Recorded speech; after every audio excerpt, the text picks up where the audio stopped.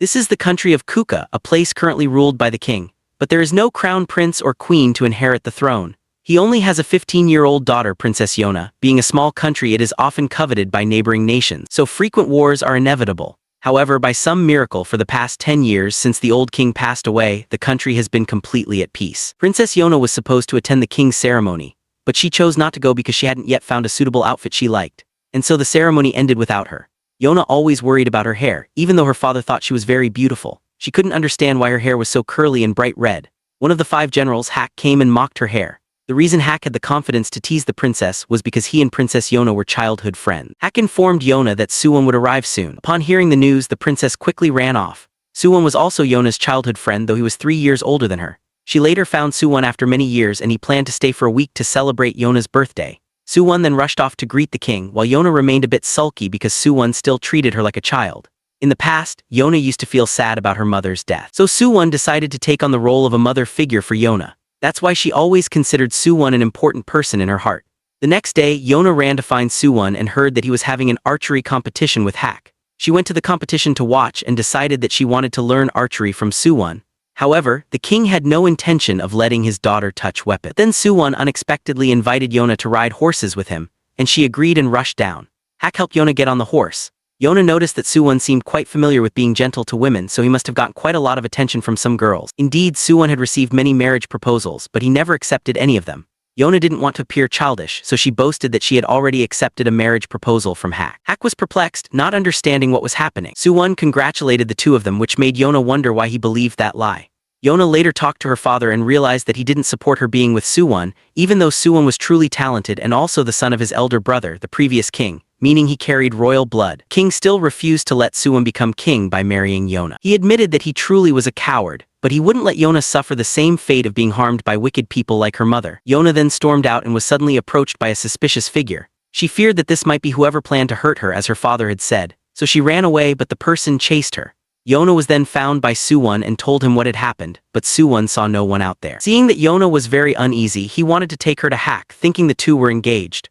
But Yona honestly confessed her true feelings, that she only had feelings for Suwon. Suwon tried to keep his distance and admitted that he was having a hard time seeing Yona as a young woman. He knew he had to stop seeing her as a child, and at that moment all Yona needed was this acknowledgement from Suwon. She didn't know much about the country's affairs or what it meant to be a king, but what she did know was that she still loved Suwon deeply. 5 days later, Yona's birthday party was held. Suwon pulled Yona aside to give her a hairpin. She thought her hair didn't suit something, but Suwon said he liked her hair, which made her, for the first time, like her own hair. Hak then interrupted the two, and Yona decided to go back to her room to rest. Hak informed Suwon that he felt something had infiltrated the palace. When he found out that Yona had also had an incident earlier, he asked Suwon to keep an eye on her while he increased palace security. That night, Yona wanted to go see her father to talk about Suwon, but when she arrived, she noticed that her father's room wasn't locked and there were no guards on duty. When she entered, she was completely shocked to find that Suwon had assassinated her father. At that moment, Hak was on duty and found Minsu, one of the king's personal guards. The two chatted for a while about Yona and Suwon.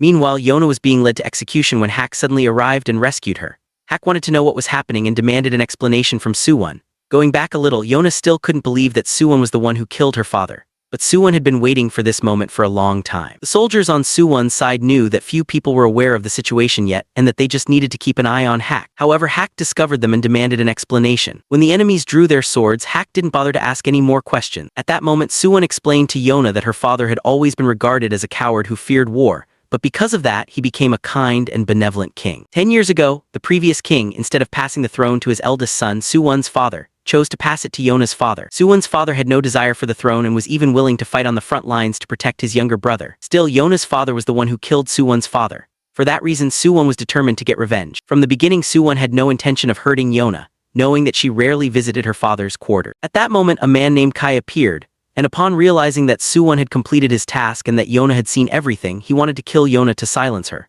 She then knocked over a candle, setting the room on fire, which forced the soldiers and Kai to put out the flames. Taking advantage of this chance, she escaped. Yona still couldn't accept the truth about Suwon, but she was quickly captured again, only to be rescued by Hak shortly after. Originally, Hak didn't want to be the third wheel between Suwon and Yona, but he grew suspicious upon seeing many unfamiliar faces among the royal guards, so he asked Suwon about the whole situation.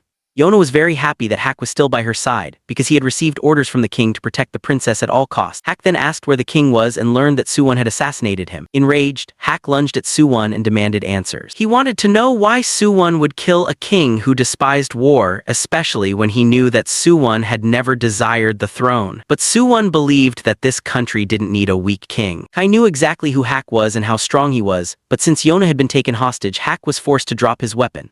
Hak was then surrounded, but suddenly an arrow flew and helped him break free to escape with Yona. They then regrouped with Minsu, who had fired the arrow. Hak entrusted Yona to Minsu and went ahead to clear a path. The three found a hiding place, but they couldn't find a way to escape because there were too many guards. Minsu decided to create a distraction to help the other two flee.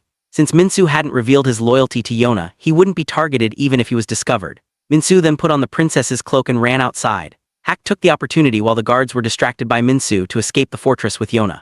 Minsu wasn't so lucky and was hit by the archers. The two then fled into the forest, and Suwon sent soldiers to patrol the area. Even though Suwon knew there was a high chance the soldiers wouldn't find anything, since Hak knew the forest better than anyone, he still had to try. Hak then let the princess sleep in the forest, and the next morning the citizens began to notice changes within the country. Suwon still hadn't received any news from the soldiers. Meanwhile, Hak and Yona decided to leave. Hak believed that as long as Yona was alive, they could go anywhere. Yona also hoped that Hak would always stay by her side, and Hak embraced her to help her feel better. The two would continue to have many encounters, recruiting talented individuals to return and reclaim the country, and this is the story of that journey. After several days in the forest, Hak realized that Yona was growing weaker, as she had never endured hardship or pain before. Many years ago, Hak was the grandson of a general and caught the attention of the king, who invited him to become a general in the future.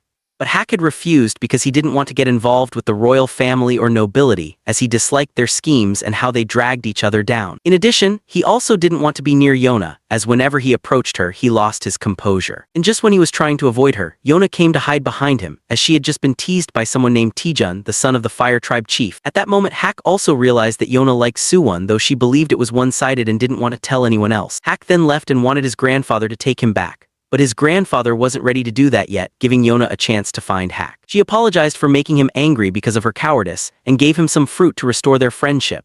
Then Hak heard the soldiers discussing how the king was currently causing his own power to be restricted. But shortly after that, he saw Taejun bothering the princess and even going too far, so he had to intervene to protect her. Hak acted as if he was very close to Yona to make Taejun give up his intention. He also decided to become Yona's bodyguard and revealed that he was the successor to the Wind tribe. The king then arrived to resolve the matter and believed that Hak would be a good protector for Yona. From that moment on, Hak also realized that this king was not a coward, as he was willing to grab Taejun's sword to stop him, injuring his own hand in the process. Hak then remembered the time when the queen had just passed away. Both the king and Yona were devastated at that time, but because she wanted to be her father's support, Yona tried to stay strong. Suwon and Hak also wanted to help Yona relieve stress, so they played in the snow with her, and because of throwing too many snowballs, Yona ended up getting sick. She really wanted her father to visit her, but the royal doctor said he was busy. Not long after, both Hak and Suwon also got sick. Then Hak's grandfather came to visit. Suwon wanted to become a general like Hak's grandfather, while Hak revealed that he was just an orphan his grandfather had taken in and raised. Suwon's father also came to visit, which made Yona even sadder since the king still hadn't come. Some people thought the king was afraid of catching the disease, and that's why he didn't even visit his own daughter. But Hak said he respected the king, because even with personal matters, he never put them above the country's affairs. Yona listened to Hak and no longer blamed her father. That night, Yona was hungry again, so Suwon sent someone to bring her food, but the porridge they brought was pretty bad. And then the king came in and admitted that he himself had made the porridge to make up for not coming earlier. Yona then tried to finish the whole bowl because it was something her father had made with his own hands. Yona once wished that Hak and Suwon would always be by her side, but now when she woke up, only a cruel reality faced her. The sky the three used to look at together was no longer there. Hak then realized that Yona had recently become nothing but a walking corpse. Not only had her physical strength declined, but her spirit was also exhausted. Because of this, Hak hated Suwon more than anyone else for having turned Yona into this. He then saw the hairpin that Suwon had given Yona and decided to keep it. That night, Yona tried to look for the hairpin again, but Hak didn't take it out. Yona also tried to throw away the feelings she had for Suwon, but it was impossible. She went out for a while and ended up finding a venomous snake. So Hak had to follow her to protect her and pull her out of the snake's den. He returned the hairpin because it seemed to be the only thing that gave Yona strength at that moment. The two then continued to stay in the forest. Yona noticed that Hak had been bitten by the snake, but he said that such a small bite wouldn't take him down. Yona didn't know where they should go now, as even going to a village could result in encountering soldiers, so Hak had no choice but to go to his hometown. When they returned to the Wind tribe, the people there were surprised that Hak had come back. They didn't know about Yona, and assumed she was the girl Hak had brought home as his lover. He asked everyone to prepare food for Yona and asked about his grandfather's whereabouts. He was told that the palace had summoned the 5 former generals for a meeting, so Hak realized that no one there yet knew about what had happened in the palace. At that moment the 5 generals had gathered, and the Fire Tribe chief questioned Hak's grandfather, as rumors were spreading throughout the nation that Hak had killed the king and kidnapped the princess. At this point, Suwon stepped forward and still didn't blame Hak. However, regarding the king's assassination, Suwon didn't admit it. Suwon believed that currently all 5 tribes needed to form an alliance to prevent external enemies from attacking. The other tribe leaders agreed to let Suwon become the next king to rule the country. But Hak's grandfather didn't give an opinion because he believed he was no longer a general. Hak was, so if they wanted an opinion they should summon Hak and ask him instead. Kai warned that if the old man didn't give his opinion he could be accused of treason. In the past he had treated Suwon as his own grandson, so now he wouldn't make any comment. But Suwon announced that in 3 days he would hold the coronation ceremony and hoped he would attend. That afternoon, it was revealed that the Fire Tribe chief had also secretly supported Suwon in taking the throne. Both knew that Hak wouldn't act rashly at this point to avoid affecting Yona. And the Fire Tribe had also started preparing their military forces to suppress the Wind Tribe under Hak. At that moment, Yona regained consciousness and met a boy named Yun, who was like a younger brother to Hak. Yun asked Yona what her relationship with Hak was, and she said that she saw Hak as a friend. The other boys then joked that Hak had been rejected, as Yona didn't see him as her romantic partner. Hak then informed Yona about the identity he had created for her at that moment. After finishing the meal, Yona went for a walk outside and was greeted by an older woman. The woman had heard from Hak that Yona was a palace maid who couldn't do her job properly and had been fired. The woman promised to teach Yona to work and tasked her with washing clothes. Hak later came to help and both discovered that the village stream had dried up. Hak sent people upstream to investigate and then his grandfather also returned. He was very happy to see Yona again. A man named Heng who had gone upstream to investigate suddenly returned with some injury. Heng reported that the Fire Tribe had blocked the water upstream, preventing it from reaching the village. Hak's grandfather forbade the villagers from taking any action, as he knew that the Fire Tribe was pressuring him because he still hadn't agreed to let Suwon ascend to the throne. Hak's grandfather had already decided that he wouldn't let Suwon ascend to the throne, because if Hak appeared again, he would certainly be accused of killing the king. During this time, Taejun appeared once more and seemed quite bitter, believing that if Hak hadn't interfered in the past, he might have had a chance with Yona and become king. Yona was deep in thought when Yun came to call her for dinner, but she suddenly fainted. Hak and his grandfather then told Yona that Yun was physically weak since childhood and often needed medicine. But at that very moment they heard the news that a merchant caravan had been attacked, which meant they would be without water or medicine. Everyone knew that this was a trick by the Fire Tribe. However, Heng said that he knew a doctor and would go get medicine for Yun. Hak allowed Heng to leave and ordered everyone not to provoke the Fire Tribe at this moment, since their military strength was weaker and the Fire Tribe now had the support of the royal family, which meant they would be at a disadvantage. Hak then met with Yona in private, and she asked herself what she could do at this point. Hak wanted her to continue living peacefully here and then went to find his grandfather to discuss matters. Hak decided that his grandfather should go ahead and approve Suwon's coronation and regain his general's title, while Hak would leave the tribe so that the Wind Tribe would no longer be targeted. Although he knew that this would officially label him as a traitor, he was willing to accept it. He also wanted his grandfather to let Yona stay here and live the most peaceful and ordinary life possible. But his grandfather refused to let his grandson live such a life, so Hak invoked the authority of the tribe leader to give the order. That night, Hak stopped by the weapons shop to pick up some items and say goodbye to some familiar faces. Meanwhile, Heng returned with the medicine and managed to save Yona. Later, Yona met the older woman again and visited the merchant caravan that had been attacked. She realized that she was getting the kind people here into trouble, so she made the decision to leave this place. The next day, Yona went to look for Hak and found that he had already stopped by to say goodbye to Yun. Yun began to cry. Yona ran to him to ask what was happening. She thanked Yun for everything in the past few days. Yun realized that Yona was also leaving. Yun had just promised Hak that he would protect Yona, but now Yona had already left. At that moment, Hak met his subordinates again at the village gate and said goodbye before leaving. He also asked them to take care of Yona in his place, but Yona had come looking for Hak and decided that she would go with him. However, Hak refused and advised her to stay here and live a peaceful life from now on, but she chose to follow Hak. Hak told her that he was no longer her general, so if she wanted him to protect her there would have to be compensation. Since she had nothing to offer in return, he used that as a reason to pressure her to stay with the Wind Tribe. Hak's grandfather then raised his bow, upon seeing that Hak again seemed disrespectful to Yona. In the end, Hak's grandfather had to accept that Yona would go with Hak. At this moment, Taejun heard that someone had discovered Hak and Yona's whereabouts, so he set out to find them. Meanwhile, Hak and Yona were following his grandfather's advice and looking for a priest. This person had once guided the previous king, but out of discontent with the path that king had taken, he withdrew from the world and isolated himself from humanity. The two arrived at a desolate mountainous region, and Hak warned that this place would not be comfortable for sleeping at night, so Yona decided that she would sleep next to Hak to keep warm. But he warned that he couldn't guarantee she would sleep well. He then pulled Yona to hide because he heard footsteps of several enemies nearby. Then he ran into Taejun's troops. Taejun didn't expect to find them so soon here, but Hak told him that he was no longer a general, so everything he did now would have no effect on the Wind tribe. Taejun then gave the order to attack, but Hak easily repelled all the enemies who came towards him. When the archers started firing from a distance, Hak had no choice but to grab Yona and run, cutting down every arrow that flew towards him.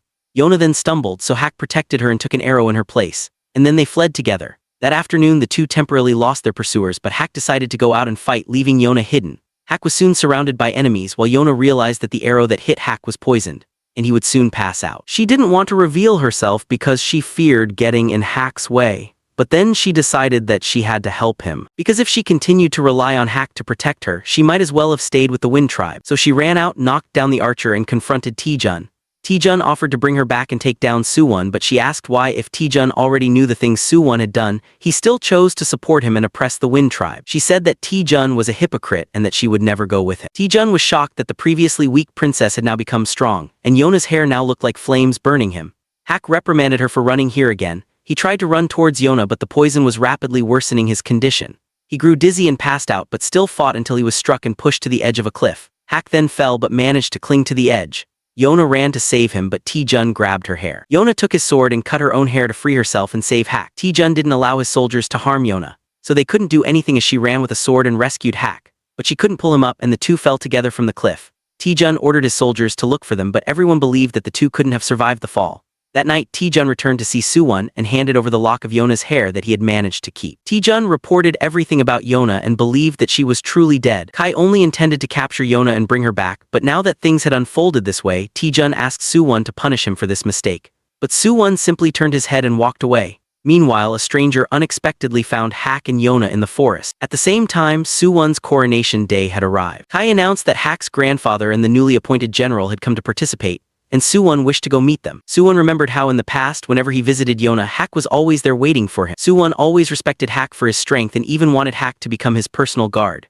Then Hak once suggested that Suwon marry Yona and become king, but Suwon had always been hesitant about it. Suwon already knew that if he one day ascended to the throne, he could no longer be by Yona and Hak's side. But he believed that by putting these things aside, he had become who he was now. During his coronation, Suwon looked at the different tribes. The Fire tribe still served, but they always had their eyes on the throne. The Earth tribe only served those in power. The Water tribe were opportunists waiting for their chance, and the Wind tribe had many elite warriors personally trained by Hak's grandfather, so he couldn't predict when they might rebel again. But Suwon needed to unify all the tribes to fight against foreign enemies. Hak's grandfather asked Suwon how much he had sacrificed to obtain the throne, but Suwon said that he would revive the kingdom and return it to its former glory. He didn't need gods. He needed the power of the people of this land. And if anyone stood in his way, he would find a way to subjugate them. Hak's grandfather couldn't say when Suwon had changed so much. As for Yona, she had now regained consciousness and found Yun, which saved her and saved Hak. Yun said that Hak was severely injured after protecting her during the fall from the cliff.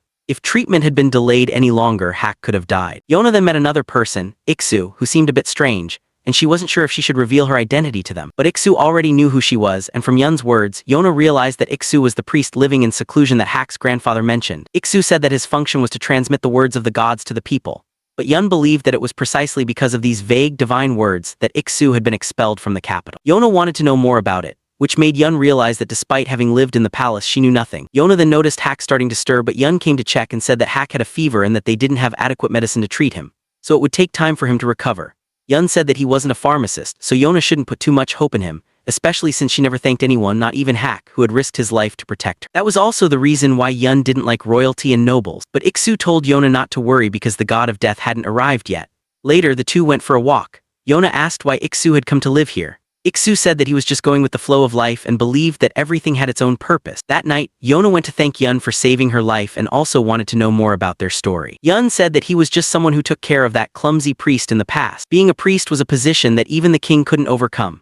They were considered messengers of the gods with the power to intervene in the country's government, sometimes even starting wars, and had the right to depose the king if they angered the gods. But because of this, the priests were like thorns in the eyes of the royal family. It was Suwon's father who expelled Iksu from the palace for fear that Iksu would disturb the reign of the previous king. As for why Yun had brought Iksu to such a remote place, it was because Iksu was too kind. Living in poor villages made Iksu constantly help others, often to his own detriment. That's why the two ended up living here. That night, Yona suddenly discovered that Hak was missing, so she ran to look for him. She called his name in the forest and he finally returned. He had just gone to get his sword. Yona cried because he didn't call her to come with him. Hak, having received so many injuries because of her, said that if he died, he wondered how much she would cry. Yona didn't want Hak to leave her ever again, and when Hak approached, she bumped heads with him. Yona thought he was trying to check her temperature, so she offered her forehead and he just played along, realizing that Yona still didn't have much experience with matters of love. Hak apologized for making her cut her hair, but she said she never valued it and felt no regret. Even so, Hak noticed that she still hadn't thrown away that hairpin. The next day, Hak temporarily came to understand the situation and that they were staying at the priest's house. Later, Yona went to meet Iksu and he asked if she wanted to hear the guidance of the gods. Hak's grandfather once told her to find Iksu to find out which path she should follow. But after everything that had happened, all she wanted now was to live peacefully with Hak. However, Iksu told her that she was the storm that would stir up the entire country. Later, Yun and Hak arrived, and Iksu began to recite the words passed down by the gods that when the 4 dragons gather, the true king will reappear. Hak didn't really believe in these things, but the story still needed to be told. It was said that the Crimson Dragon King, a dragon god who transformed into a human, became the first king who founded this nation. But he was later betrayed by humans and overthrown. 4 dragons then came to save the Crimson Dragon King and wished to annihilate humanity. However, the Crimson Dragon King asked them to spare the humans. Thus, the 4 dragons created 4 warriors to protect the Crimson Dragon King. One had claws that could tear through anything. One had eyes that could see through all things. One had feathers that could leap to the heavens. And one had a strong and powerful body. These 4 warriors later founded the 4 tribes and served the king until his death.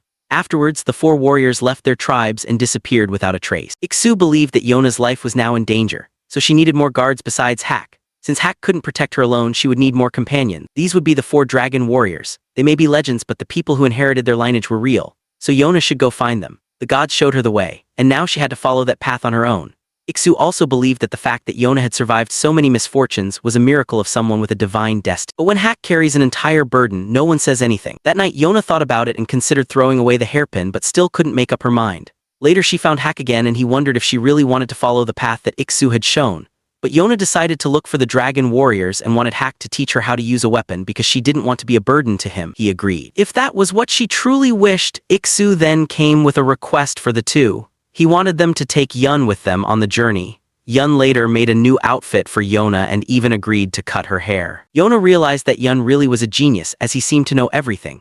Yun didn't want to boast, but he said that he could memorize any book after reading it only once. And the reason why he had to study so much was to take care of Iksu. But Yun said that he wouldn't do it for free and would charge her a fee. So Yona told him to send the bill to Hak's grandfather. Yun then realized that Hak's grandfather was a legendary hero, comparable to Suwon's father. But Yona only knew him as an old man who spoiled children. Yun said that he wanted to read books from all over the world, but then Yona went to see Iksu and said that she couldn't take Yun with her because Yun and Iksu were family, and she couldn't bear to separate them. However, Yun overheard and later went to confront Iksu about it, but Iksu told him that he didn't want to keep holding Yun in that place. He wanted Yun to go see the world. Besides, Iksu was confident that he could live well without Yun. Yun then considered burning the medicine book that Iksu had once brought, but he couldn't do it. Hak came to roast some fish and Yun asked why Hak went so far to protect Yona while neglecting himself. Hak replied that he was just protecting the person who mattered most to him. Yun later went to the waterfall to think and remembered many years ago, when he lived in a village belonging to the Fire tribe. It was so poor that Yun had to steal daily just to eat. When he saw Iksu passing by, Yun attacked him to rob him, but unfortunately Iksu had no possessions and even acted kindly, which led Yun to let him stay at his house that night. Later, Yun even applied medicine to the wounds he had caused Iksu. Afterwards, Yun applied medicine to Iksu's wound, the same wound he himself had caused. The reason why the next morning, Iksu gave Yun a sweet potato to eat and satisfy his hunger. Yun realized that Iksu had exchanged his own shoes for that potato and couldn't help but wonder why he was so kind. Iksu said that there were all kinds of people out there, and that he rarely went to the capital. Yun really wanted to go to the capital to start a new life and find more books to study. Despite having a difficult life, Yun could read and always wished to learn more. Iksu promised that he would help Yun fulfill that wish. He then introduced himself and said that his job was to help those who suffer, as directed by the gods. Then he taught Yun how to make a pair of straw sandals, and Yun really wanted to follow Iksu to continue learning. But Iksu eventually left and Yun continued to wait for the day he would return. In the time that followed, Yun made a living using the straw sandals he had learned to make. And one day he found Iksu again. Iksu said that he had looked for many books for Yun, but all of them had been taken by others. He was disappointed in himself and planned to visit Yun one last time before withdrawing from the world and distancing himself from people. However, Yun decided to follow him and take care of him. From that day on, the two were always together. Later, Iksu came to see Yun and gave him a pair of straw sandals that he made himself. Although they were still terribly ugly, Yun had also made a pair to replace the ones Iksu was wearing.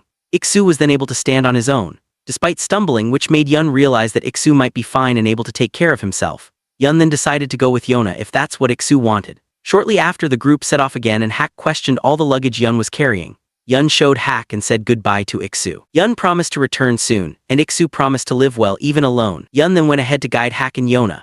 While Hak seemed to have finally accepted that Yun would be part of the journey. Meanwhile, Suwon had just investigated some corrupt nobles and had Kai eliminate them. The weakness of Yona's father caused many greedy people to rise, and Suwon needed to purge them all. Later, he saw a book about the history of the Crimson Dragon King and recalled some old memory. However, he believed that this country didn't need a mythical king to revive it. At that time, Yona's group was still on the road, needing to cross the country to reach the empire's border, as suggested by Iksu. Since the dragon warriors often led nomadic lives, it was difficult to pinpoint their exact locations. However, there was a tribe that claimed to guard the lineage of the dragon warriors living in seclusion on a mountain near the imperial border. So that village would be their first destination. Hak was always anxious whenever someone passed Yona, afraid that she might be recognized. But he was overthinking. It wasn't like anyone could recognize her. She also wanted Hak not to worry so much about her, especially since he hadn't fully recovered yet. She wanted to see what the world outside the palace was like. The group then stopped at a village on the way to eat and rest. Hak went to buy some supplies and told Yun and Yona that if anything happened, they should run and regroup near the big tree. Then he left and went to a weapons shop to buy a bow. There was also a knife there that would be suitable for Yona to defend herself. But Hak didn't buy it because he believed he could protect her alone. Meanwhile, Yona heard that Suwon had officially ascended to the throne, and was happy that Hak's grandfather and the Wind tribe still seemed safe. The shop owner then asked if Yona wanted anything else, but she had already left. Yun had to pay for the previous items and ran after her when he saw that she seemed a bit shaken. The two then spotted some Fire tribe members ahead and hid in a corner where they happened to find Hak again. After hearing the situation, he decided that they shouldn't stay here too long. Along the way, the three heard about the changes in the country since the new king took over. First, taxes became lighter, but the most annoying thing was that Fire tribe soldiers were everywhere. Yun liked traveling through forests like this because there was no need to worry about the royal court surveillance. Yona then asked Hak to teach her swordsmanship again, but he refused and asked if she was ready to attack an enemy or at least incapacitate them to protect herself. But Yona had no such intention. She only wanted to learn so that she could open an escape path for herself if necessary.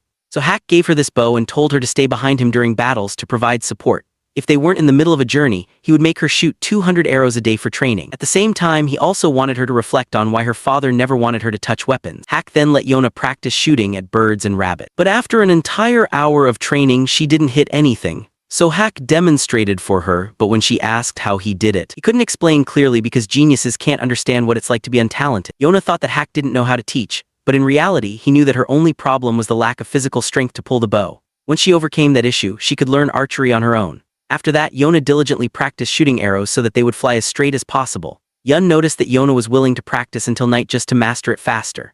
And why? Indeed, her technique had improved, although the cost was her hands getting scratched from pulling the bow so much. Yun also knew a little about archery, but he didn't use it because he believed it wasn't worth it for someone undecided to wield a weapon. When one picks up a weapon, one must be mentally prepared to take another person's life. If you lack determination or hesitate, the price will be high. The reason why Hak was still alive was because he never showed mercy to his enemy. The next day, the group continued their journey. Suddenly, Yona stopped by the roadside. She wanted to shoot a wild boar. She had come to understand that the moment you pick up a weapon, you must have the mindset of taking something from someone else. She knew her father wouldn't approve of this, but now she had to do it to survive. She shot an arrow at the wild boar but missed. So Hak told Yona to move forward. He said that Yona still lacked killing intent. She could shoot at objects but not at living beings. He wanted her to shoot at him, imagining that he was her pursuer. He was confident that he could dodge her arrows. So Yona shot, but when he told her to imagine him as Suwon, she fired an arrow that grazed his face. Hak realized that she still needed a bit more refinement. But more importantly, he wanted her not to worry too much about protecting him because protecting was his job, not hers. The two then continued to look for Yun. Suddenly, Yona noticed that Yun's luggage had been left on the ground, and soon after they were yelled at by invisible voices telling them to leave. But Hak swung his weapon, dissipating the fog and revealing the mountain villagers. They noticed Yona's red hair and asked about her identity. She said she came under the guidance of the priest and was looking for the 4 dragon warriors. They then revealed that their village was the White Dragon Village, the place that protected the descendants of the White Dragon. At that moment, Yun was trapped in a cage and hoped that Yona and Hak hadn't been captured like him. But soon after, the two were also brought in, although they weren't actually being captured. As soon as Yona spoke, they released Yun. And Hak explained that everyone's attitude suddenly changed as soon as they saw Yona's red hair. The old man apologized for being disrespectful to Yona's companions. Hak and Yun also realized that the people there seemed to value her red hair very much. They explained that Yona's red hair resembled that of the person whom the first white dragon once served, so they believed that she might be the person they were looking for. Hak asked if everyone in the village was a descendant of the white dragon, and they said no. Only one person in the village inherited the power left by the white dragon. That person then appeared. He had a much larger arm than normal, and the village elder had taken care of him all this time. However, he didn't know what it meant to possess this power if the master he was supposed to serve hadn't appeared. There was no guarantee that the White Dragon Master would appear soon. It could even be in future generations. So the village elder also advised the white dragon to find a wife soon so that he could pass the white dragon lineage on. But for now, he had no intention of doing that. At that moment, the white dragon warrior became curious about what was happening in the village. And upon learning that there were outsiders, he showed himself, thinking they were invaders who had come to cause trouble in the village. The white dragon then appeared to drive away the invaders, while Yona grabbed the knife she had borrowed from Hak to give herself some courage before using every means she had to recruit the white dragon. However, seeing her holding a weapon only made the white dragon more convinced that she was an enemy, so he approached her. But when Yona's red hair became visible, the white dragon was astonished.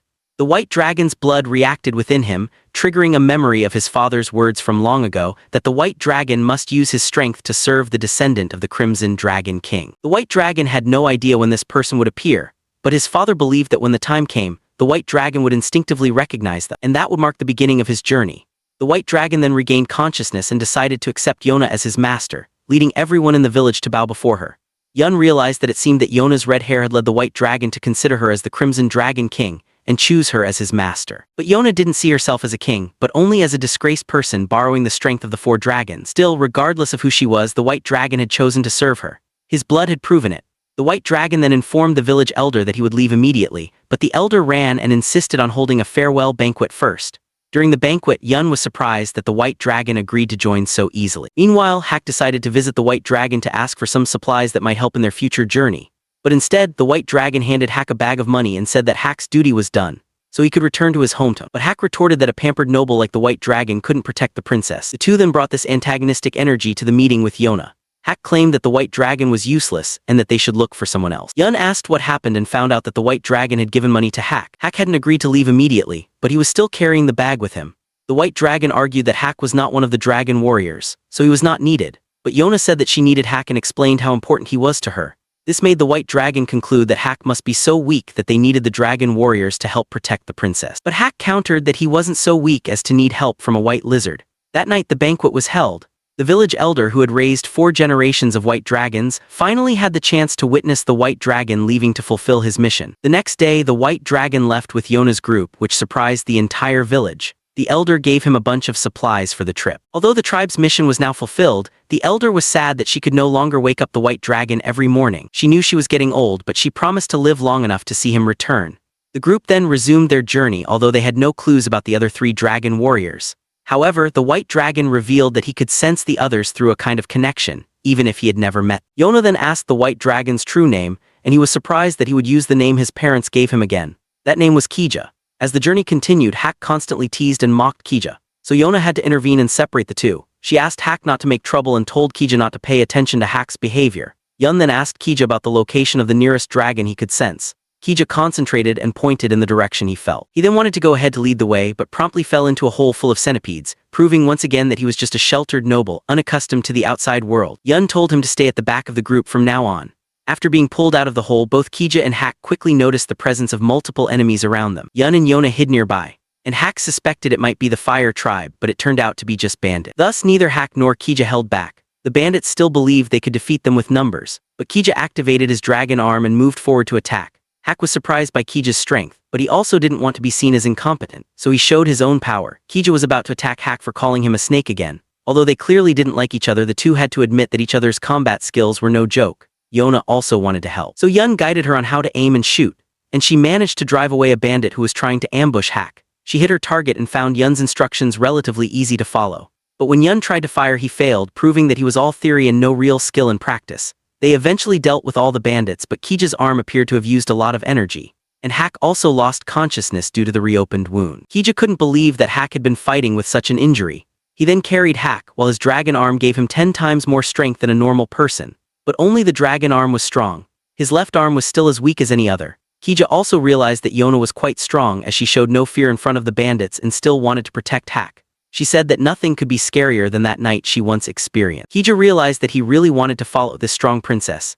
That night, Kija was surprised that the group only ate wild vegetables. Yona had no right to complain, as Yun's food was still better than Hak. Hak had already regained consciousness, and Yona wanted to feed him herself, but Kija offered to do it instead. Yun asked Kija about the location of the next dragon, the Blue Dragon. According to Kija, the Blue Dragon clan had once lived within the Earth Tribe. But one day, they suddenly disappeared. Even though they had disappeared, Kija could still sense the Blue Dragon's location, so he was confident that the blue dragon was still alive. Yun was able to roughly determine the blue dragon's general location, so they decided to go into some nearby villages the next day to investigate. For now, Kija was shocked that they would sleep in the forest. The next morning, Kija looked lifeless due to lack of sleep. Yun wanted everyone to pull themselves together as they might encounter the fire tribe, so they had to avoid attracting attention. However, one of them had bright red hair, one was a former general, and another had a dragon arm, so not attracting attention was the real challenge. Yun then had another idea. They got close to the villages so that Kija could try to sense the blue dragon, and if he didn't sense anything, they would leave immediately instead of wasting time looking. Thanks to Hak's good memory of locations,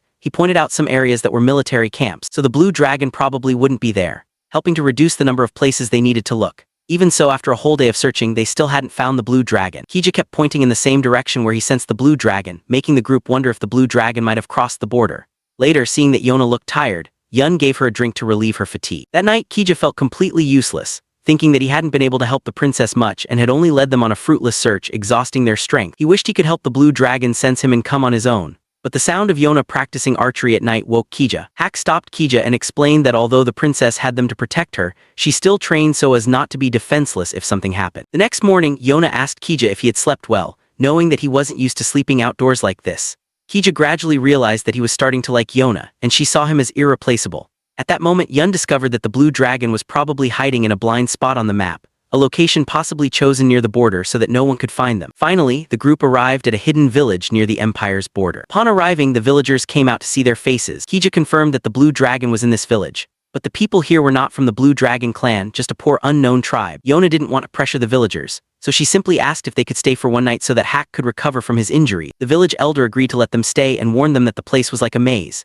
Therefore, they should avoid wandering without a guide to avoid getting lost. When Yona asked why the villagers wore masks, the elder explained that it was a custom for those who were not yet married. The group was then led to their resting quarters, but Yun decided that he would explore the area to look for the blue dragon. The whole group then explored the village but only found dead ends. Yun suddenly felt as if someone was watching him, so he became worried that the villagers had discovered them and decided to have the group retreat. But on the way back, Yun unexpectedly discovered a secret tunnel and entered it without telling Hak's group. She then went deeper and saw a squirrel. She became engrossed in chasing it and didn't realize that she had separated from the group. The lights suddenly went out and she unexpectedly found a man. He promised to guide her out of there, but after walking for a while, Yona began to feel uncomfortable and tried to run away. Suddenly, a masked person appeared and rescued her. She realized that this person was the owner of the squirrel. At this moment, Hak's group was looking for Yona and she was returned to them. But Kija recognized that the one who brought Yona back was the blue dragon. That man suddenly fled without explanation many years ago when the blue dragon was born. The villagers placed a mask on the child's face because the power of the blue dragon was in their eyes. The villagers did not worship the blue dragon. Instead, they treated the blue dragon as a curse. From a young age, the current blue dragon lived with the previous blue dragon and both were rejected by the entire village. The previous blue dragon also did not value the current one. To him, the power that paralyzed anyone who made eye contact was nothing but a curse. And this curse became even more cruel when the villagers exaggerated it, causing everyone to be afraid to approach.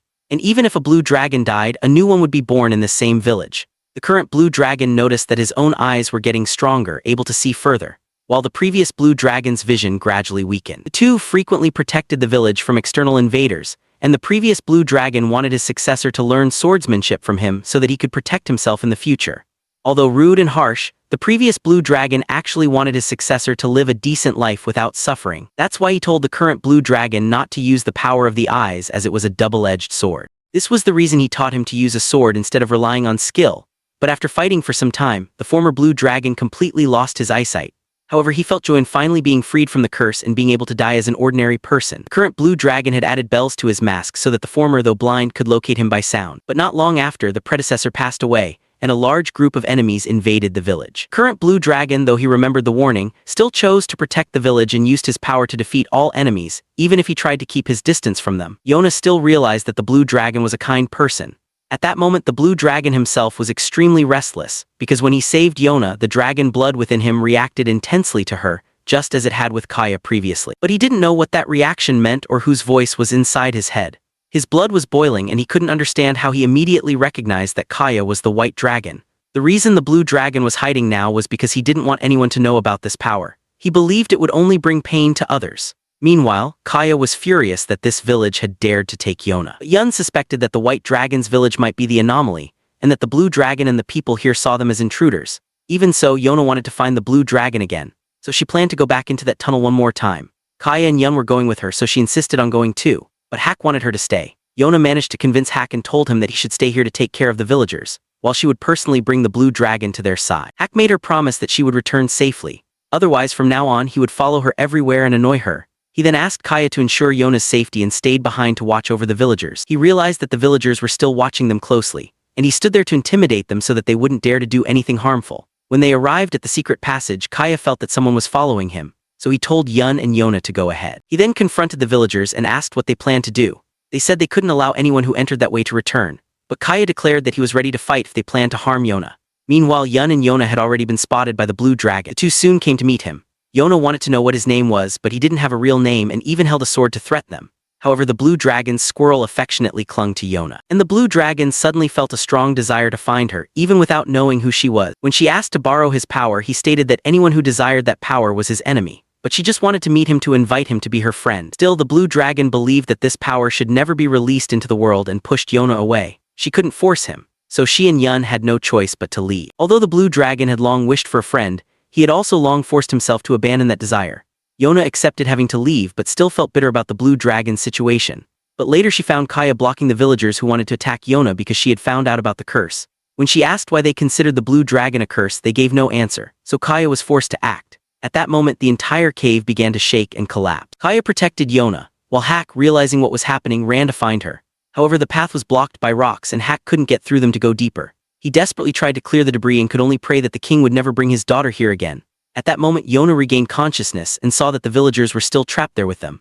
Yun worried that if they did nothing, they would run out of air to breathe. Kaya extended his claws to try to create an escape path. But the villagers were frightened to see that there were even more dragons. Yona wanted to know why they considered the dragon's power a curse, and they explained that in this village, a child would always be born with the blue dragon's mark. Even if that child died, another would be born with the mark. This fact terrified the villagers, who feared that their own child would one day become that curse. The reason they feared the power instead of coveting it was because the blue dragon had shown that even as a child, he could massacre many soldiers using that power. That's why they isolated the blue dragon within the village to prevent him from taking that power outside to cause destruction.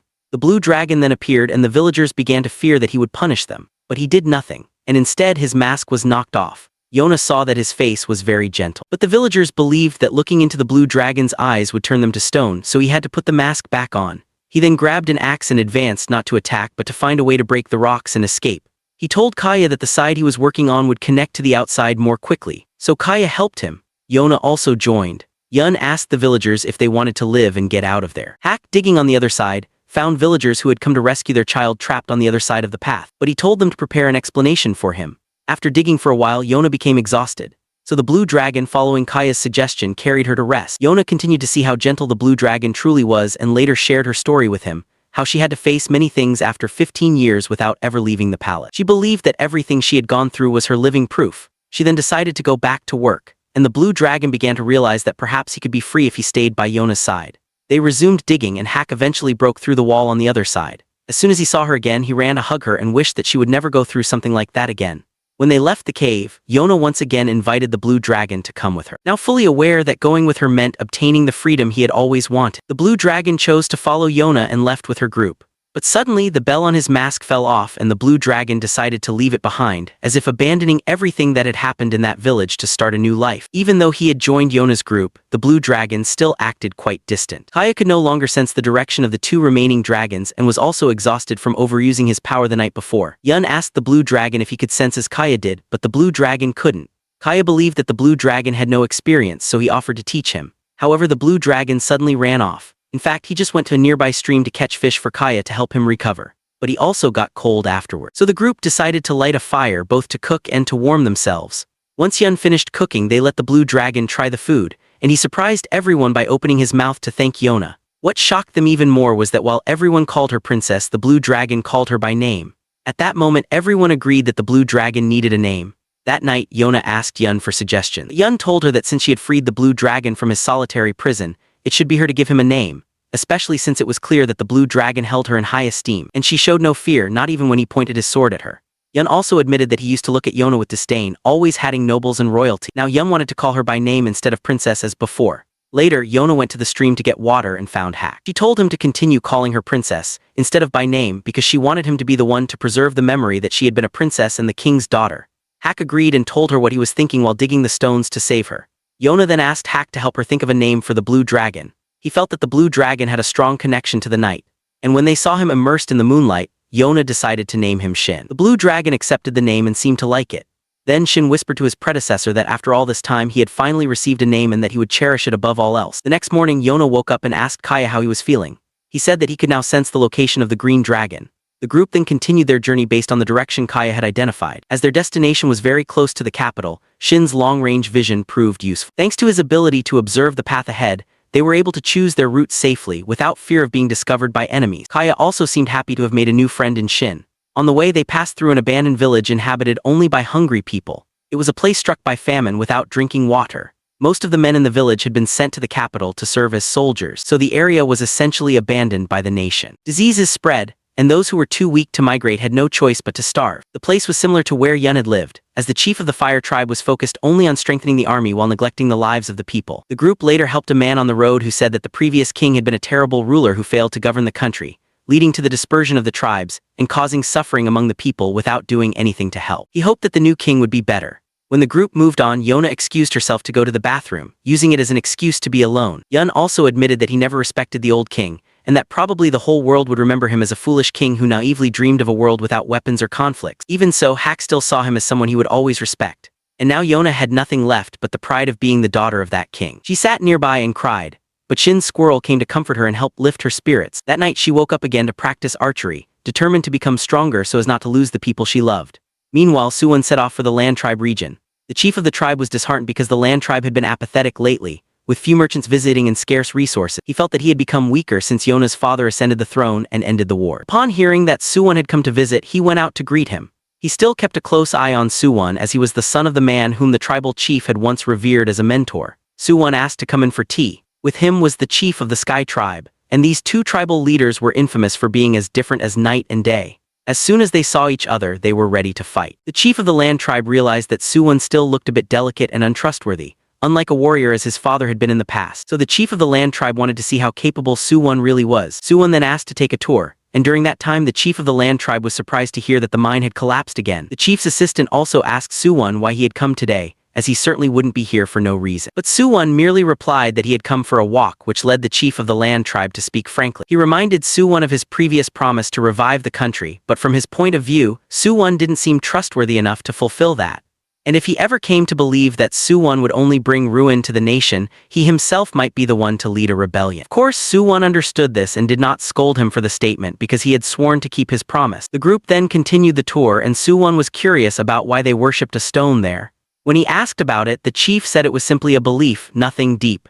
He then excused himself and told Suwon to ask his servant if he needed anything. The servant told Suwon not to take the chief's words personally, explaining that the chief was simply very disheartened and had lost his sense of purpose in times of peace, and his frustration also came from failing to protect the country. Suwon admitted that the chief of the land tribe was a worthy man, admired by many, which gave Suwon an idea. Shortly after, the servant came running to report to the chief that a battle was about to happen. Ahead, the chief rushed to find Suwon, only to discover that it was just a simulated battle. Specifically, Suwon wanted to create a festival and invite the people to participate.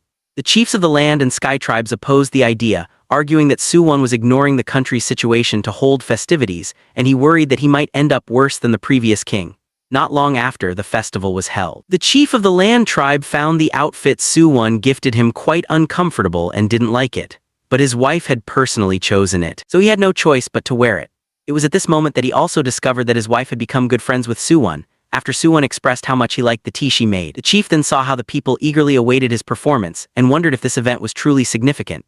Suwon then explained the rules. He would lead a team to fight against the chief's side. Each participant would wear a bowl on their head, and breaking someone's bowl would earn points based on their social class. The soldiers on each side would be divided into 3 classes: commoners, nobles, and king. Members of the same class could fight freely among themselves, but there were restrictions between classes. King could break a noble's bowl but not a commoner's. Nobles could hit commoners but not the king, and commoners could target the king but not nobles. Anyone whose bowl was broken would become a prisoner, but if a comrade gave them a spare bowl, they could return to the game. The side that lost all their bowls would be the loser. The chief of the land tribe was unsure if Suwon could actually fight, even if he was friends with the famous Hak. As no one knew Suwon's true strength, the chief of the Sky tribe commented that the chief of the land tribe was too focused on fierce warriors, and disregarded people like Suwon. When he entered the field, the chief of the land tribe saw that Suwon truly looked like nothing more than a small, fragile squirrel. Still, Suwon bravely stepped forward to challenge him.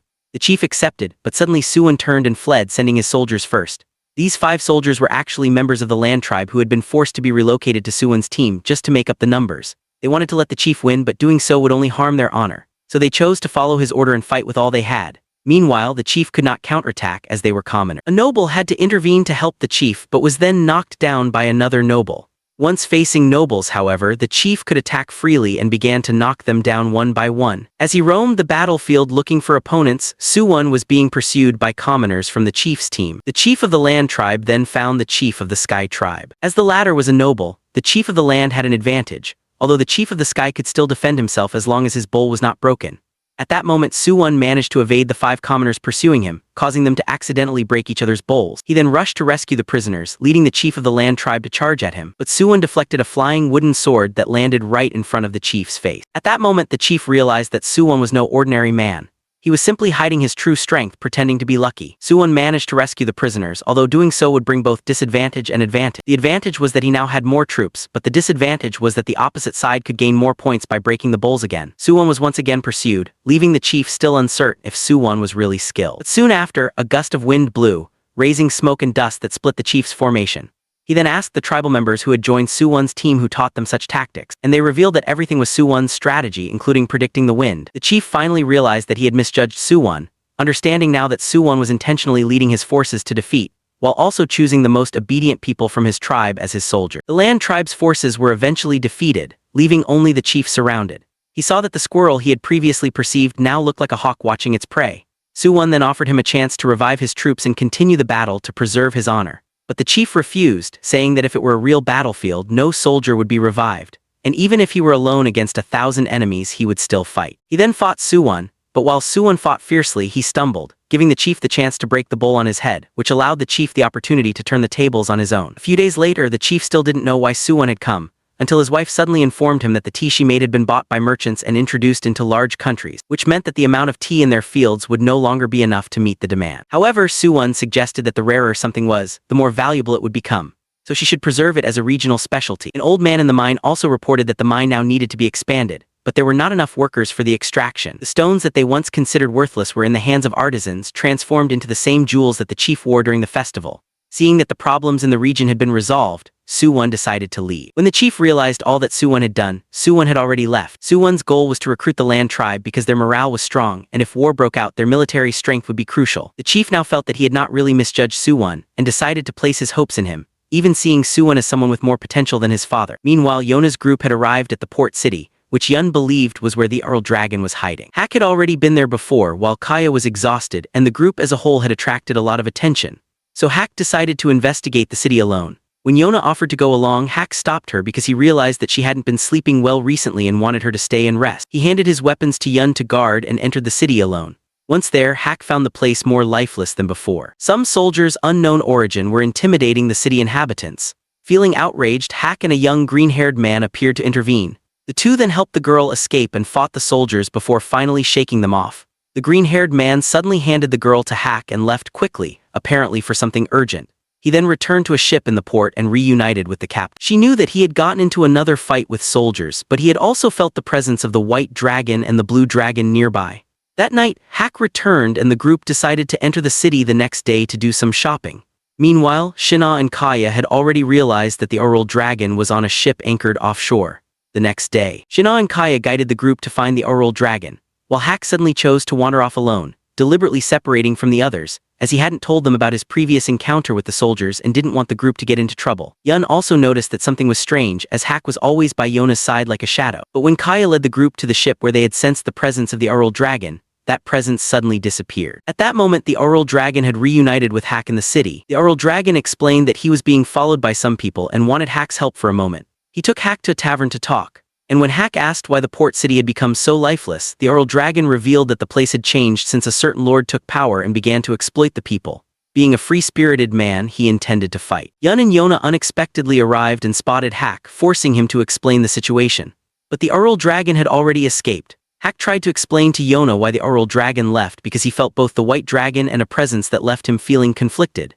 He never liked to believe in the mission of protecting his master and didn't want to be caught by it, so he kept trying to run away from it. Meanwhile, Hak had to lead the group fleeing from the soldiers, and ended up reuniting with the girl he and the Earl Dragon saved the day before. She took the group to her workplace, and Hak explained everything he had been through, including how the city was ruled by a corrupt lord whose soldiers used their power to intimidate the residents. They destroyed shops, kidnapped beautiful women, and demanded absurdly high taxes from anyone who wanted to do business. That's why the port city's trade practically collapsed. Yona now understood why the inhabitants' smiles seemed so fake. When Yun asked about pirates, the girl revealed that the pirates had never harmed the residents, as they only stole goods from the lord's ship. That night, the Earl Dragon snuck into one of the lord's cargo ships and discovered that it was being used to smuggle drugs. Then the entire crew of his ship appeared and launched an attack on the cargo ship. According to the story that circulated, the Earl Dragon's special ability was his legs, which allowed him to jump extremely high. The pirate ship claimed victory, and the captain ordered the lord's cargo ship to be burned. The captain forbade his crew from killing people, which meant that they always had to ensure an overwhelming advantage if they wanted a mission to succeed. Later, the captain noticed that the Earl Dragon was unusually quiet. He admitted that he was still thinking about how good it felt to fight alongside Hak the night before. Everyone knew about his powers, but no one hated him for it. He also really valued the people on this ship, because 13 years ago he had left his village in search of freedom and ended up here. The captain was currently trying to recruit more capable people to launch a full-scale attack and overthrow the corrupt lord. She needed all the strength possible because she didn't want the people she considered her children to die. As she knew that the Earl Dragon had found Hak, she wanted him to bring Hak back. The Earl Dragon knew that he would have to find a way to persuade Hak. Knowing that Hak was currently serving someone the next day, the Earl Dragon returned to the city to find Hak again. While Hak and the group were also looking for the Earl Dragon, they witnessed soldiers attacking nearby residents but could not intervene. So Yun pulled the group aside and explained that the soldiers had gone crazy because pirates had stolen their cargo the night before. If they acted now, they would only draw more attention. As soon as the soldiers left, the group moved on. Hak then suddenly separated from the group again, as he was now a wanted man in the city. The Earl Dragon, seeing this, thought it would make it easier to recruit Hak. Later, Hak found the Earl Dragon again and discovered that he was also now wanted, just like Hak. The two burned their wanted posters and the Earl Dragon began to try to recruit Hak. But Hak thought the guy looked like some kind of weird pervert, so he refused and punched him away. But the Earl Dragon got up again and lunged at him, forcing Hak to flee. Hak then reunited with Yona's group, while the Earl Dragon once again slipped away. Even knowing that Hak already had a master, the Earl Dragon was still determined to attract him to his side. Later, he accidentally fell and was spotted by Kaya. Meanwhile, Yona's group had returned to the shop that had been attacked by soldiers earlier, only to find that a child from the family had been killed by the soldiers. Yun went to check the child's condition, but it was already too late to save her. Yona was distraught that she hadn't acted sooner to prevent this. She then decided that if this place had been in chaos since her father's time, it was her duty to re-establish order in it. At that moment, Kaya had already heard Jai-Hai's story and Jai-Hai himself was trapped inside a jar. So Kaya carried the jar with him. However, when Jai-Hai heard that he was going to find the master he was supposed to serve, he broke the jar and escaped, claiming that he still had many things he wanted to do and had no intention of helping or serving anyone. Jai-Hai then left and once again found Hak, reintroducing himself by inviting Hak to join him. But Hak kept refusing. When Yona appeared, Jai-Hai suddenly knelt, feeling the blood inside him boiling. He realized that this was exactly the master he needed to avoid. But at the same time, he found himself unable to leave her side and couldn't move his body. Yona realized that he was indeed the Earl Dragon, and Kaya soon arrived to confirm this. Jai-Hai realized that he couldn't underestimate the bond between the four dragons and the Crimson Dragon King. However, Jai-Hai directly stated that he had no intention of becoming her subordinate. Yona replied that she wasn't trying to force him, just asking for his strength, and that if he refused, she wouldn't press him further. When she learned that Jai-Hai was a pirate, she asked to meet his captain so they could join forces in the fight against the local lord, as she was furious about what had happened in this land. So Jai-Hai told her that the next day she could go with Hak to his ship. That night, after discussing with Yun, the next morning the group went to meet Jai-Hai's captain. However, the captain wanted to test their skills first, so she ordered her crew to attack the group all at once. Hak and the two dragons easily passed the test. The captain then asked Yun what he could do. Although he couldn't fight, he was capable of many other things. As for Yona, it was different. She couldn't confidently say that she was capable of anything. But the captain saw the determination in her eyes and decided to give her a different kind of test, to collect something called Sky Blessing Herb. Everyone was surprised to hear this. If it was difficult for them, then even more so for a princess. But it was the captain's order. The Sky Blessing Herb was a rare medicinal plant that only grew on Cloud Vale Cape. It had the ability to heal wounds and diseases quickly, and would be very useful in the upcoming battle. Yona did not hesitate to accept. There was one thing the captain had not said. The herb only grew in the middle of a steep cliff, and Yona would have to go alone without the help of the dragon warriors or Hak. Yona still firmly agreed. Jai-Hai then guided her. He pointed the way ahead. If Yona followed him down, there would be a cave the exact size for her body, and the herb grew inside. Regaining her composure, Yona began to move. Clinging to the cliff face, she slowly descended. A strong gust of wind startled her, making her legs freeze with fear. Shina's squirrel and Jai-Hai were behind her, trying to calm her down. To be honest, Jai-Hai himself wasn't confident in getting that herb, much less a girl. However, the trembling princess before him now was very different from the one who once made him kneel. He began to question if Yona really was the master of the 4 dragons. Jai-Hai shouted, urging Yona to go back. It was okay to fail. No one was forcing her. But Yona was determined not to go back. If she went back now, it would be humiliating in front of everyone. She continued, dragging her trembling feet forward. She said that having received this task was actually a blessing, because if in the next battle the people she cared about were seriously injured, what she brought could help them recover. That's why she had to choose no matter what. Still, she was very scared not only of the danger ahead, but also of losing the people she loved. Although the captain had told her to go alone, Jai-Hai silently accompanied her the whole time in case something went wrong. He didn't help, just followed. After a certain point, Jai-Hai couldn't follow anymore because the path became too narrow, and now Yona really had to go alone. As she went on, she tried to calm herself and finally found the sky-blessing herb. She called Jai-Hai to warn him, but suddenly a huge wave hit her, dragging her away. Jai-Hai ran to find her, and luckily Yona was still clinging to a vine. Jai-Hai tried to save her, but she refused his help, afraid of breaking her promise to the captain. Another wave came crashing, so Jai-Hai had no choice but to save Yona anyway. Only the 2 of them knew, so it wouldn't matter. And besides, Jai-Hai's principle was that if a young woman was in danger, he must help her.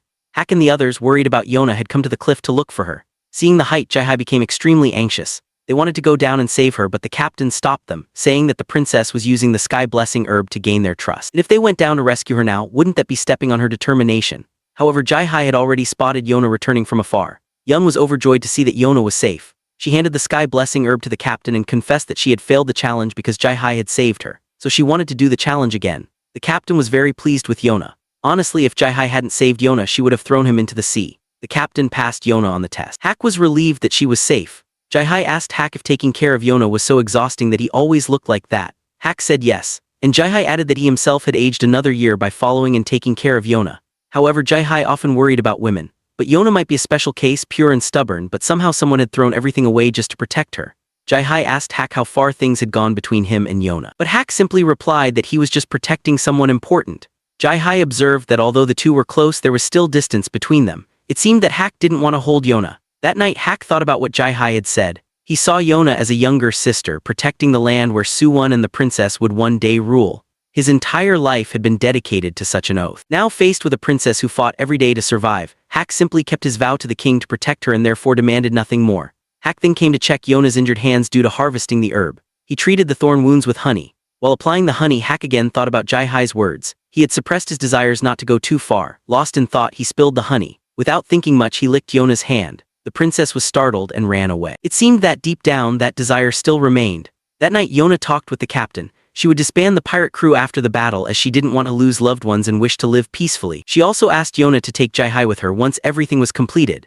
At that moment, Jai-Hai noticed that many ships were gathering in the port, 7 in total, all armed. The captain gathered everyone to discuss a plan. She assumed that the enemy had assembled such a force because of a large deal.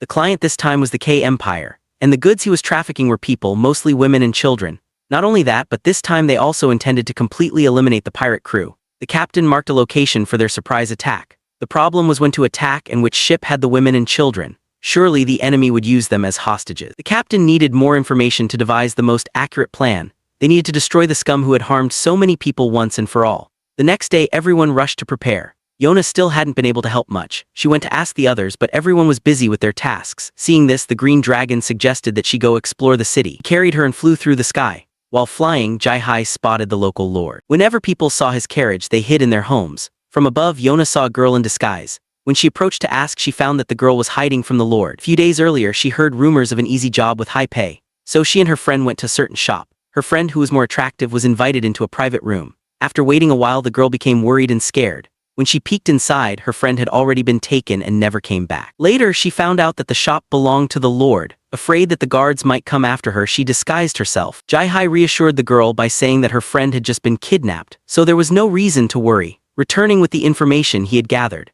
As he had discovered the place where people were being gathered for trafficking, Jai-Hai investigated the shop the girl mentioned. According to one of the workers there, the shop would be recruiting people only until the afternoon of the next day. Tomorrow, which seemed to be their opportunity to act if there was quality merchandise. The lord would wait until the last minute. In short, the deal would happen that day. Now they needed to find a way to rescue the victims. Yona volunteered for the task. She would infiltrate the ship and send a signal to everyone. Hak and the others disagreed with her plan, saying that if she was discovered she would be killed. However, she didn't have time to search every ship, and their priority was to save people, not defeat the Lord. Yona persuaded everyone, and the captain agreed to let her execute the plan. But to increase the chance of success, the captain insisted on sending one more person with her for support. Hak and Kaya volunteered, but the traffickers only recruited young and attractive women. Hak, Kaya, and even Jai volunteered again, which gave the captain a headache. So she looked at Yona, considering her sharp instincts and knowledge of explosives. He was the perfect choice, and in this matter Yona was confident that his appearance and disguise as a woman were attractive enough. With the plan finalized, they would execute it the next day. That night Yona sat down to talk with the captain, who reminded her to be careful once she boarded the ship. She would be considered the captain's daughter, and she would not allow anyone to lose their life. Yona had no memories of her own mother for a long time, but while talking with the captain, the woman gave her a feeling she could only describe as maternal.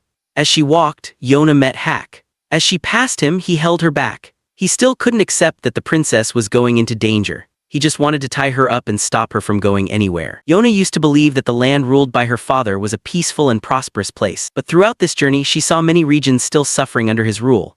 Yona didn't know if her father's way of ruling had been right or not, but the events that were happening here also carried part of her responsibility. Therefore she had to fight, so she asked permission to go. Hak could only watch as Yona gradually disappeared into the darkness. Seeing the determined expression on her face, it surprised him and made him want to see the princess succeed. The next day Yona and Yun disguised themselves, and Kaya along with Shinna's squirrel also dressed up to follow them. Seeing Yun's nervousness, Hak came to reassure him. Then the two went to the trafficking shop, were invited into a room, and then fell through a secret door.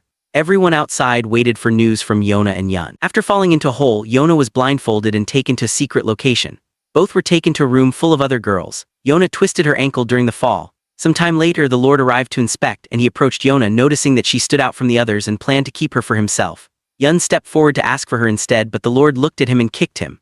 When his own men tried to stop him, they were also hit. The Lord trampled Yun while terrifying the other girls not to try to escape. As he indulged in his cruelty, he suddenly felt a burning sensation in his hand. It was from Yona's burning gaze. Looking closer, he realized he had seen it before. Fortunately, he didn't recognize her, as he heard that she had been killed during Suwon's coup. Still, he said he would remember those eyes and then left. Yun swore to pay this debt. Some of the girls tried to escape, but a girl who had been there for 2 weeks stopped them, saying it was impossible. Her words only increased the despair of the others, but Yona was different.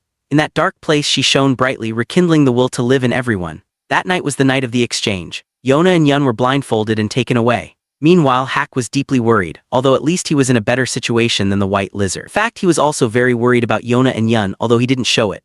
Jai tried to act normally, but the others ganged up on him. Then Shinna spotted several ships starting to move. The captain gathered everyone to prepare for departure. On Yona's side, Yun had called Shinna's squirrel to help her get loose. When free, he and Yona waited for the guard to come down and then took him down. Yona said she would rescue everyone, but in reality she was more scared than ever. Regaining her composure, Yona explained her plan to the girls again. Although her leg was still in a lot of pain, she kept moving forward. Seeing the princess's courage, the older girl from before decided to follow her and help her, and all the other girls agreed to join forces. The older girl's name was Yuri. Outside, Hak's group had started to act. The white dragon fought while shouting Yona's name. The blue dragon hadn't seen Yona's signal yet, and the enemies were increasing in number. They weren't allowed to kill, according to the captain's orders. The green dragon had to keep jumping between ships to support the crew.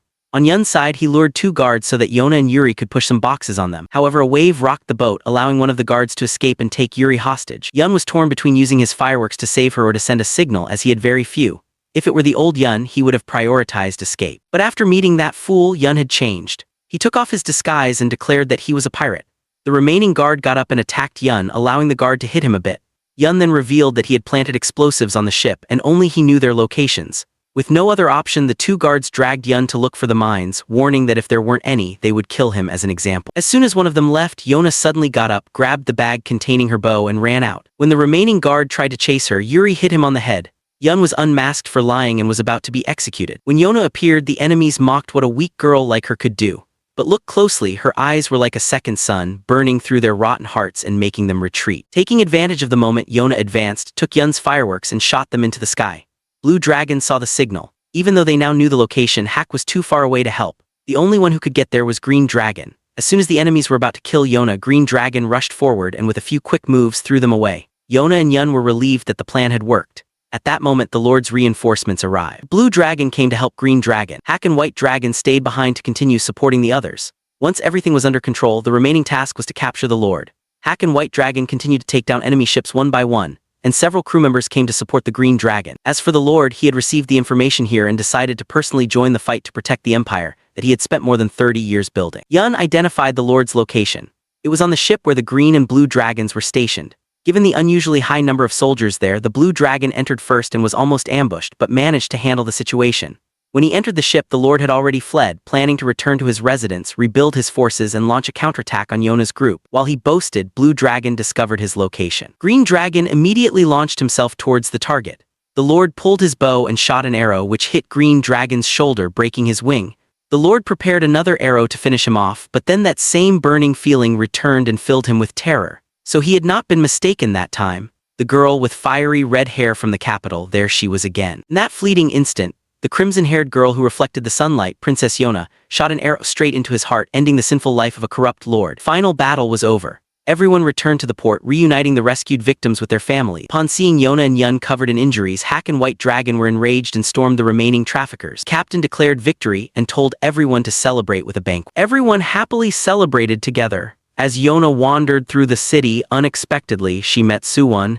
He was extremely happy to see that she was alive, admitting that he had been shocked by the news of her death but was happy that she was there now. Yona, however, was still haunted by the memory of Suwon killing her father. Suddenly, Suwon hugged her. It turned out that his men were nearby, so he had to hide her. She wanted to use the dagger next to Suwon to take him down, but he stopped her. After dismissing his soldiers, Suwon told her that he understood that she wanted to kill him, but he asked for her forgiveness, saying that now was not the time as he still had things he needed to do.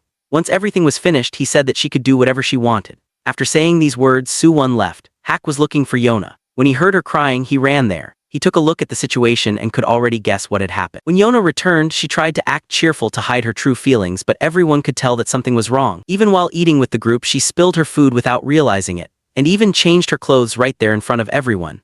Hak had to intervene before she went inside to change properly, and he even demanded money from anyone who had seen the princess. Green Dragon came to look for Hak. Having noticed that Hak usually didn't bring his spear to the city, so clearly something was wrong. While changing clothes, Yona still had the hairpin that Suwon had given her. So many things had happened since she left the palace. That afternoon she and Hak sat together watching the sea. Yona decided that she would leave the port city and asked if he wanted to go with her. Of course he had to follow the princess like her shadow. Everyone behind them was listening to the conversation. She decided that they would leave the next morning.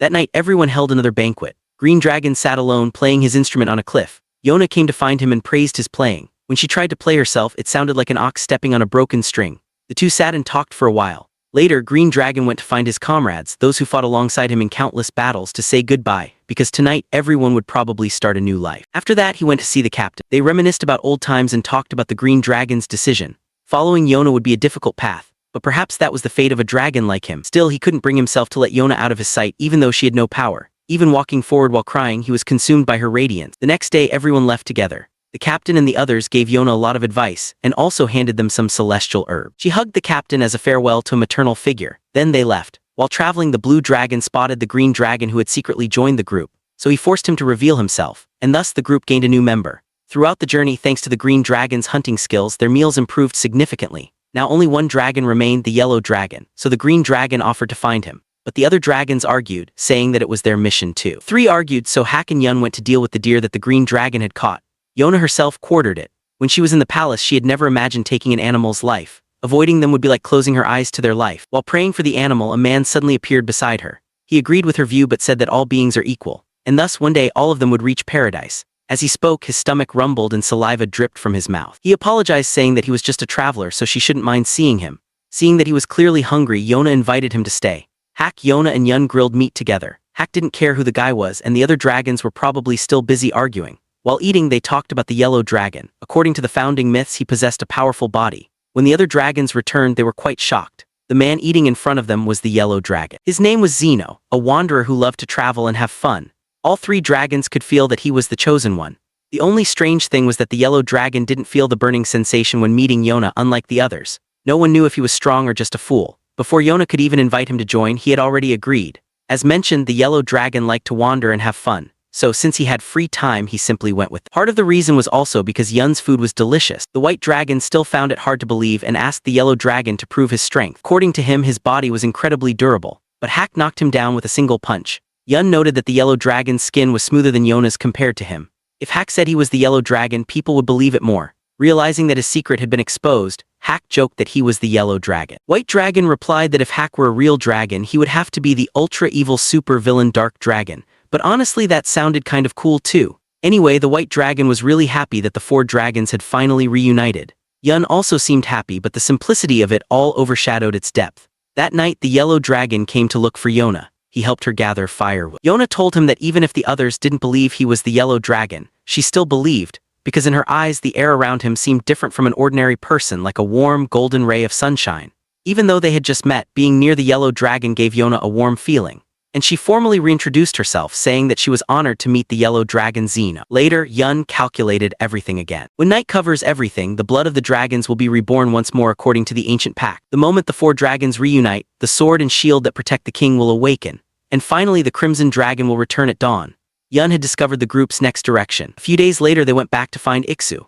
As soon as they entered the house, everything was in chaos and the priest was lying in a corner with his head covered in blood. After questioning him, they learned that he had made a mess because he was too hungry. Yun then reprimanded Iksu severely. Just by looking, Iksu could tell that Yona had been through a lot. Yun asked about the divine prophecy, and Iksu said that they still needed more time before the sword and shield to protect the king appeared.